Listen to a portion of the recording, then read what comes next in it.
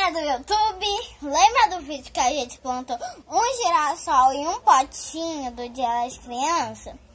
Aqui a gente plantou em ouro que no meio do Dia das Crianças. Aqui ó, tá ele, ainda não nasceu.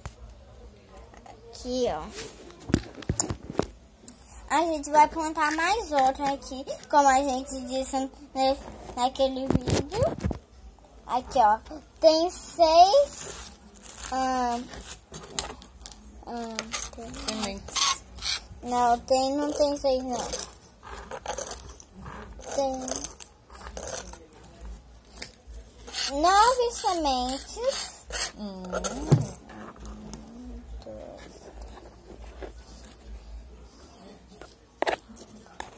Não, tem 10, eu me confundi. Mãe, espera, não é dessa terra que a gente vai usar, não. Tirando as terras.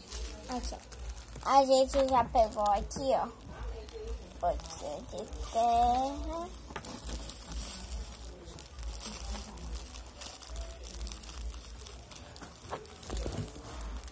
Um potinho tão pequenininho, será que vai aguentar 10 girassóis? Não sei, né? Vou misturar aqui um potinho de terra, ó. Pera aí. Tô misturando pra ficar uma cor diferente no teto, né? Tá uma cor aqui. Pronto, colocamos tudo. Agora... Oxe, mãe, tu colocou o girassol junto. Aqui, ó. Enfiando o girassol. Sol.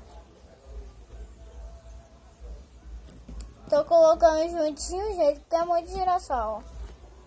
Bota mais então aqui nesse, Adela, que é maior o potinho. É, coloca aí. Quando sair a muda, a gente compra os vasos.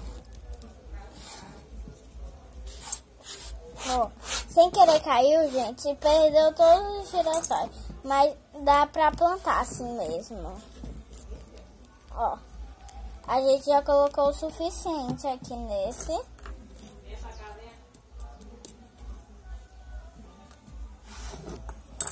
Tem mais carrinho aí, mãe? Tem.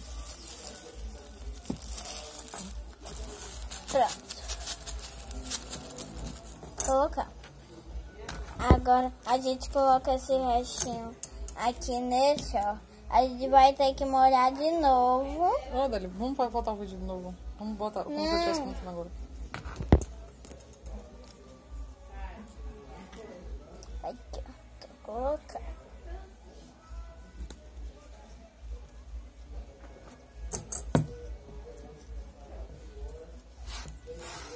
Gente, aqui, ó. A gente agora vai molhar esse daqui. Molhando a terrinha da minha plantinha. Eu sou apaixonada por plantas, gente. Não é, mãe? Nós duas.